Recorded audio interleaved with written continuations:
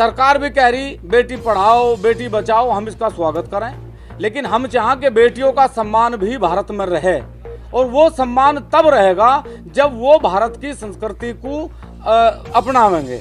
हम नहीं चाहते कि हमारे देश में और हमारे परिवारों में लड़कियां जींस पहनें और वो जींस पहन के बाहर जावें। हमारा ये कहना कि वो भारत का जो परिधान है उसे धारण करें, और जो लड़के गांव में हाफ नेकर पहन के फिरें या तहमंद पहन के फिरेंगे, अब उनका सामाजिक रूप से बहिष्कार भी करा जाएगा, और यदि वो नहीं मानेंगे तो उन्हें दंडित भी करने का काम समाज करेगा। नमस्कार दोस्तों, द कविता शो के इस एपिसोड में आपका स्वागत है। साथियों, मैं देखती हूँ कि महिलाओं और लड़कियों के ऊपर समाज और परिवार किस तरह से शिकंजा कसता जा रहा है। एक तरफ जहाँ पर लड़कियों और महिलाओं के खान पान में भेदभाव किया जाता है, खान पान में रोक लगाई जाती है, क्या उनको खाना है क्या नहीं खाना है, इस पर कई बार परिवार तय करता है, तो वहीं दूसरी तरफ महिलाएं और लड़कियां क्या पहनेंगी क्या नहीं पहनेंगी, इसको लेकर के पंचायतें तक बुलानी पड़ रही हैं। अभी हाल ही में जो एक मामला सामने आया है, यह उत्तर प्रदेश के मुजफ्फरनगर ज़िले के यहाँ के चरथवाल थाना के अंतर्गत जो गांव आता है जिसका नाम है पीपलशाह।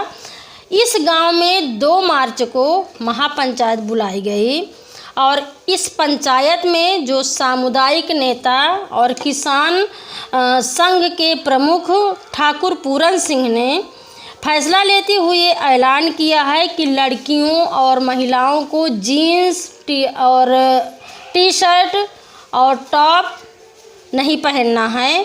तो वहीं पर इन्होंने पुरुषों के लिए भी ऐलान किया है कि वो भी घुटने के ऊपर शॉर्ट में जो भी कपड़े हैं वो नहीं पहनेंगे, चाहे पैजामा हो चाहे जीन्स हो चाहे जो कुछ हो। और इन्होंने ये भी कहा इस पंचायत में फैसला लेते हुए कि ये जो कपड़े हैं वो पश्चिमी सभ्यता के संस्कृति में आते हैं, तो जो हमारी संस्कृति में आते हैं, जिसमें से उन्होंने नाम भी दिया है कि उनको सलवार सूट पहनना चाहिए, साड़ी पहनना चाहिए, घाघरा पहनना चाहिए, कमीज पहनना चाहिए।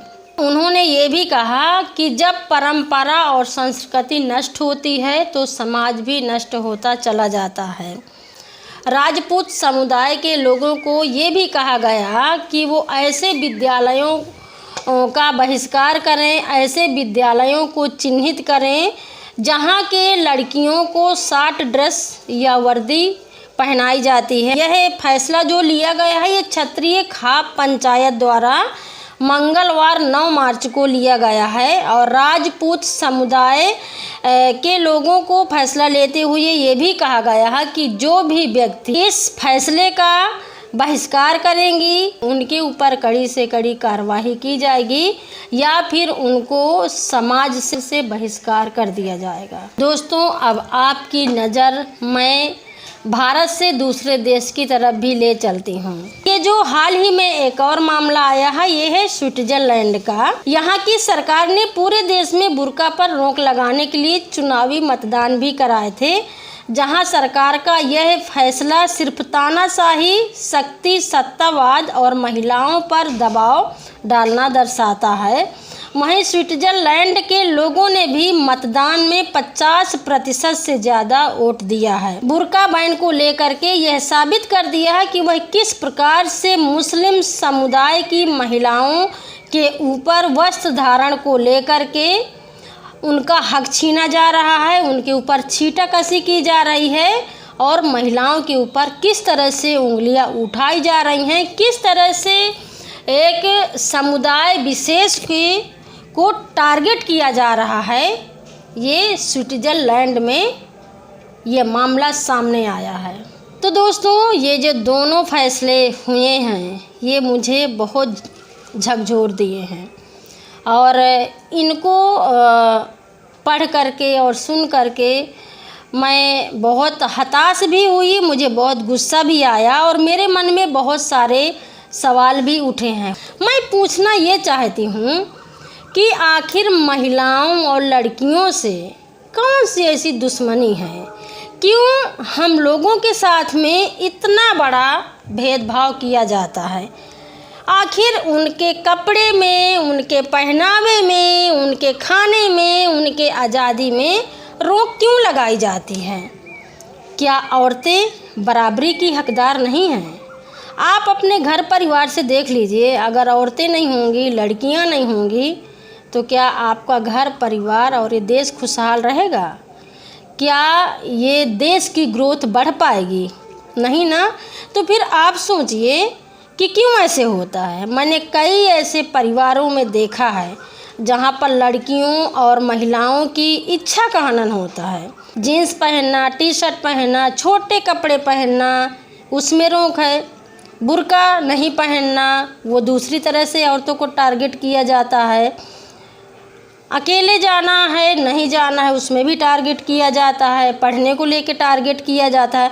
आप समझिए कि महिलाओं के ऊपर जिस तरह से एक मानसिक रूप में आप तनाव देते हो, आप उनको प्रताड़ित करते हो, ये किस तरह से सोची समझी रणनीति है। मैं दूसरी तरफ जब ये देखी, भाई चलो तुम एक तरफ कहते अरे छोटी छोटी बच्चियां हैं यार, वो छोटे कपड़े पहन रही हैं, जीन्स पहन रही हैं, टी शर्ट पहन रही हैं, टॉप पहन रही हैं, आपको क्या दिक्कत है? क्यों आपको ये पीड़ा हो रही है कि वो ये ना पहने? और इस तरह के फैसले करने ही हैं, इस तरह से पंचायतें बुलानी ही हैं, तो अच्छी चीज़ के लिए बुला लीजिए। जब लड़कियों और महिलाओं के साथ में रेप होता है, उनको मार दिया जाता है, उनके ऊपर तेजाब फेंक दिया जाता है, तब ये महापंचायतें, खाप पंचायतें कहाँ सोई हुई होती हैं? तब वो क्यों आगे आ कर के ऐसे व्यक्तियों को के लिए फैसला नहीं करती हैं कि उनको समाज से बहिष्कार कर दिया जाए, उनको समाज से खाना पीना, समाज में उठना बैठना क्यों नहीं बंद करा दिया जाता है? जो लड़कियां संभल रही हैं, अपने पढ़ाई लिखाई कर रही हैं, अपने भविष्य का सपना देखने की शुरुआत कर रही हैं, उनके बारे में आप शुरू से ही स्कूल कॉलेज की आपने बात किया है कि ऐसे स्कूल को बहिष्कार करो, ऐसे कॉलेज का बहिष्कार करो। किस तरह की मानसिकता है, किस तरह की गंदी मानसिकता है, किस तरह की ओछी मानसिकता है, किस तरह की गंदी सोच है ये। मैं कई बार ये भी सोचती हूँ कि ये जो मानसिकता है, क्या ये कानून इस पंचायत के ऊपर, इस पंचायत के ठेकेदारों के ऊपर कार्रवाई करेगी? अरे आप कौन होते हो ये फैसला लेने वाले कि लड़कियां और महिलाएं क्या पहनेंगी क्या नहीं पहनेंगी? ये बताइए। हमको संविधान ने अधिकार दिया है कि हमें क्या खाना चाहिए, क्या पहनना चाहिए। हमको खाने पीने का अधिकार है, घूमने फिरने का अधिकार है, अपनी बात रखने का अधिकार है, आज़ादी से जीने का अधिकार है। तो फिर आप कौन होते हो हमारे लिए नियम कानून लाने वाले? ये तो सरासर संविधान का उल्लंघन है। हो सकता है सब लोग आपके ऊपर सवाल नहीं उठाएंगे, इस पंचायत के ऊपर सवाल नहीं उठाएंगे, लेकिन मेरे जैसी बहुत सारी औरतें हैं, महिलाएं हैं, जो आप जैसे खाप पंचायत का विरोध करेंगी, आपके ऊपर सवाल उठाएंगी, आपके ऊपर कार्रवाई करने की मांग करेंगी। तो दोस्तों अब चलिए बताइए कि ये वाला शो आपको कैसे लगा। अगर आपको मेरा ये शो पसंद आया हो तो आप अपने दोस्तों के साथ में ज़रूर से शेयर करिएगा। तो दोस्तों इस बार के एपिसोड में इतना ही। अगले एपिसोड में मैं फिर मिलूँगी कुछ करारी बातों के साथ में। तब तक के लिए दीजिए इजाज़त। नमस्कार। खबर लहरिया, आपकी खबर आपकी भाषा।